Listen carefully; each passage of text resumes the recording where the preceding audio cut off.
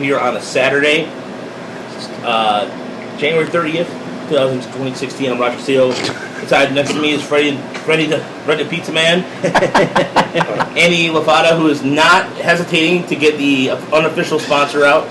Yeah, good old Canadian club. In fact, I worked on a tagline all night. American club. The American club. This is Canadian club, making all your bad decisions seem like good decisions since 1858. and to my 3 o'clock over here is Pete Spivak. No, I'm actually 2:30. 2:30, yes. Thank you. My 2:30. That's why I got this one on the show. It's a character right here, Seinfeld character right here. So by the way, I enjoyed some Four Roses last night. So I went more Kentucky there. I guess I don't know where Four Roses is from, but whatever the case may be. Thank you for coming into the PizzaCave here on a Saturday. If you want to text us here at 313-888-3538, or you can call in as well on that number. We'll have the Mixler and the YouTube stuff up later this afternoon, so if you don't get a chance to listen to us live, you can listen to us a little later. So coming up today, we're going to talk a little about Cam versus Peyton. Freddie's got some strong opinions about that. Before we get into it, Freddie, talk about your Vegas line from last night. Oh, yeah. Well, you hit last night with Cleveland, so let's talk about that. Cleveland Cavaliers yesterday, -4.5. They clowned the Pistons. I kind of predicted it, but pick my gauge and make some money. I lose some, I win some, I win more than I lose. Right? I got 3 games for today. I'm going back to the Cavaliers. Cavaliers now, they're going to be at home to play San Antonio. Cavaliers are a +2 at home. This is why we just talked about. This is why they fired David Blatt, because apparently he couldn't win these big games. You're right. San Antonio is a big game for him today, right? Come back to back. Give me Cavaliers +2 today. They're going to win against San Antonio. This game's at Cleveland, by the way. Pistons at Toronto. This is Toronto's last home game before they go on the road for a while. The All-Star game's in Toronto, by the way. Pistons +7.5. Give me the Pistons today because they're a hot and cold team. Pistons, I think they're going to win tonight. And then Sacramento at Memphis. Sacramento +3. Boogie Cousins scores 60 tonight. Sacramento +3. Those are my 3 picks today. Boogie! All right, so there you go. We are not responsible if you win or lose. If you lose a limb, it's not a responsibility. SRD does not take any responsibility for that. No, if you lose a limb, we help you look for it. We can do that, but, Put it in the oven. I'm kind of lazy. It's a Groucho Marx line, excuse me. I work about... So, what I want to talk about today was kick things off with the Cam Newton, Peyton Manning debate, and there's been a lot of, out of bounds. Detroit talked about this at length on Thursday, and then a little bit with Tom Mazaway. And the one thing that was that his antics for celebrating, and then the comments he said that he's an African-American quarterback, and that may scare a lot of people because they haven't seen nothing they can compare me to. Quote. Hate that quote. So, but the guy who kind of started the whole black quarterback thing, who won a Super Bowl, was Doug Williams, who actually said his comments yesterday, and I thought this was interesting. I got 3 old school guys here who seen probably Doug Williams play in the Super Bowl. I was like 6 or 7, so I barely remember that. But, Jesus, how old are we then? 39. That was when Denver was rolling in the first quarter, and then Washington schooled them in the second quarter. Was it They scored 21? 28. They're 28 to 35. Yeah. It might have been 35. I think it's 35. Timmy Smith had his coming out party. That was back in the good old days when Denver used to get blown out. Yeah, every Super Bowl. Yeah, and the Simpsons did a nice little parody of that too as well. Yeah. But this is what Doug Williams said, and I'll take a really quick. I'll take the first quick quote. He said, "Quote: I'm not gonna be the one who just says what my thinking is because sometimes it doesn't matter what I think.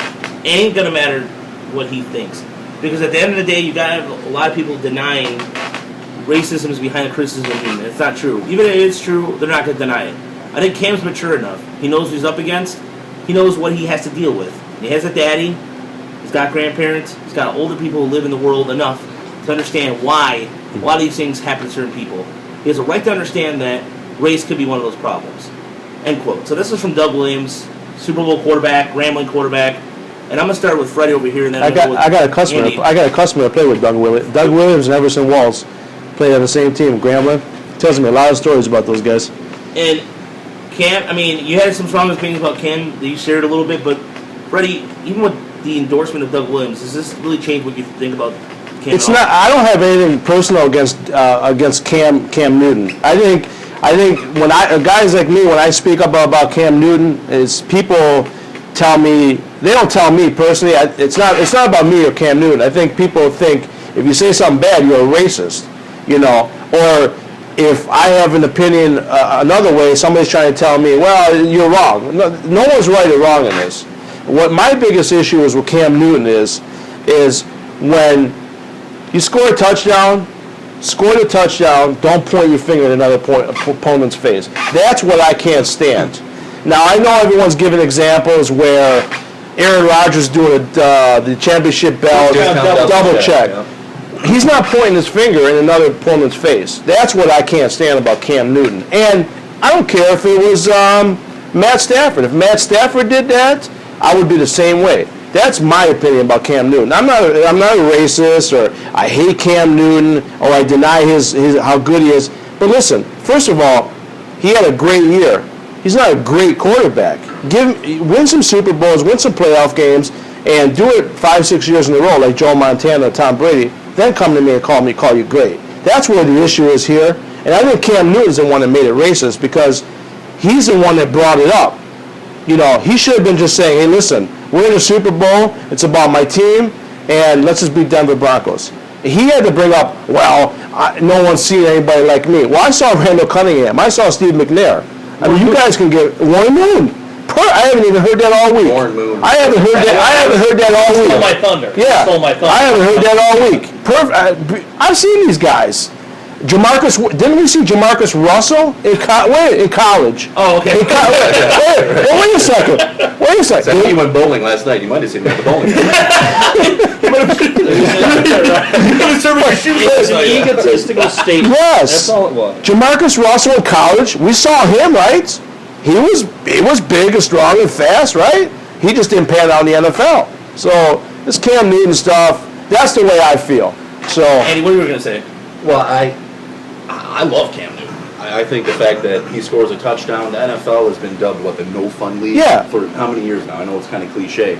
But what I enjoy about Cam is, and I would think you would have to point to the Carolina fans. He seems like the kind of guy, we were talking about Bill Laimbeer before. Here in Detroit, we love Bill Laimbeer. Yeah. Around the league, they hated him. That's right. Same thing with Cam. That's You ask great. the Carolina Great example. fan, hey, what do you feel about your quarterback? They'll run through a brick wall for him. yeah. I enjoy Cam because he makes the game fun. It took me to this year to realize, I forgot, he did a scramble or something, and someone just bounced off him. And I looked at him, I'm like, this SOB is huge. Yeah. He's like 6'5", 245. He's about 250. I mean, he's, to me, the modern day quarterback. And I know we've been saying that for years with dual threats and stuff like that, but Cam Newton's fresh. And not only, and I see your point of, a little bit of hot dogging after touchdowns. Unfortunately, not everybody's Barry Sanders. Not everyone's just going to hand the ball off. But I do like the fact, too, how many balls does he give away to kids in the stands? So he's bringing everybody involved. If you're a defender and you're mad that Cam Newton, you may feel he's showboating or hot dogging after he scores a touchdown, I tell you what, this is what you do. You stop him. No one stopped them. They're 15-1. They're playing Denver coming up this weekend, and I'm rooting for him. Like Terrell Owens when he went for. See, Terrell Owens, if he scored a touchdown, spike the ball, do it. But when you go in the middle of the star and do something like that, it's like it's all about you. That's what I don't like. I can see that.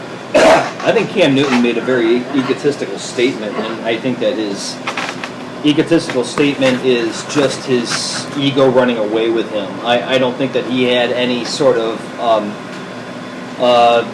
evil intent to make himself be the number one person or something like that. But I think the problem with Cam is that if he doesn't look, I'm not going to.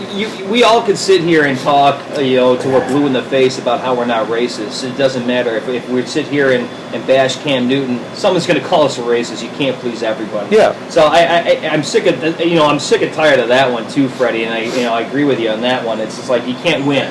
You can't have sports talk nowadays. You can't have a debate. You can't have political talk nowadays. You can't have any debate nowadays. Or somebody pointing the finger saying you're prejudiced, you're racist, whatever. So here's the straight dope. I think in my straight dope, I think that Cam Newton he's caught up in the moment, made a rookie mistake. When I say rookie, we all know he's been in the league 5 years now, 6 years now.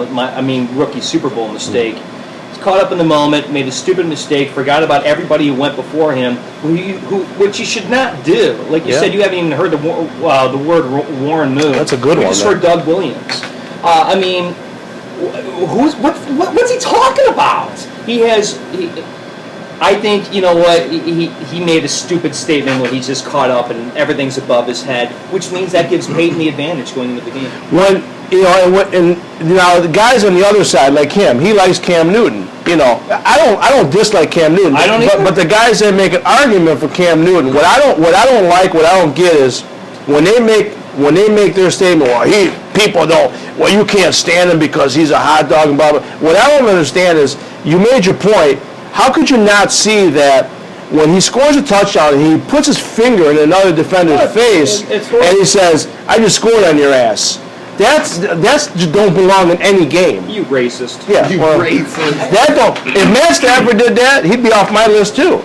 Freddie, you love him. Come on. I love Matt Stafford. Well, I know, but we love him even more. I mean, because he's our guy. But you bring up a great example about Bill Laimbeer. I never even thought about that because we love Bill Laimbeer here.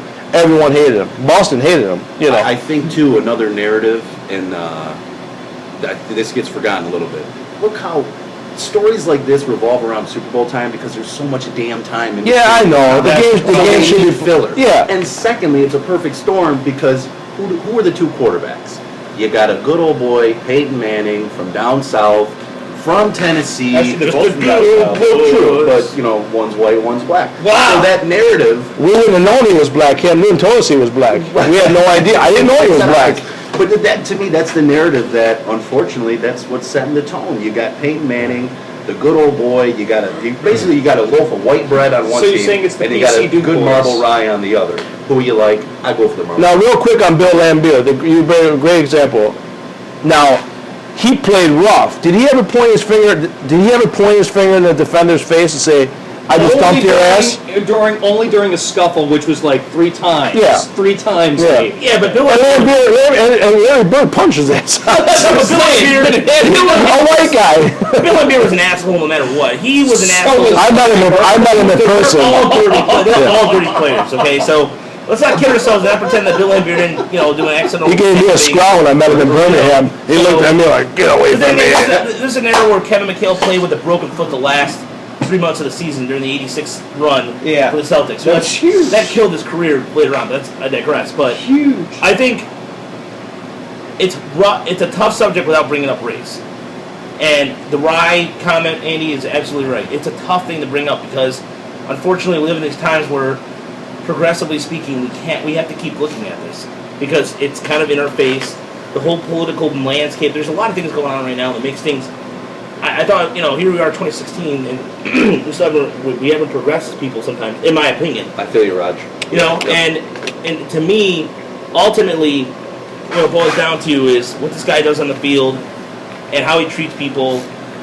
That, to me, that's all that matters. If he's not murdering anybody like OJ, allegedly, or whatever, or not beating women or putting women on top of machine guns, I don't care what he does.